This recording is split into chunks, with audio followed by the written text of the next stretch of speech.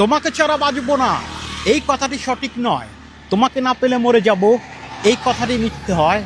বাস্তবতা সত্য কঠিন, মানুষ খুব সহজে বেঁচে রয়। এই পৃথিবীতে সবাই বাঁচে, শুধু স্বপ্নগুলোর মৃত্যু হয়।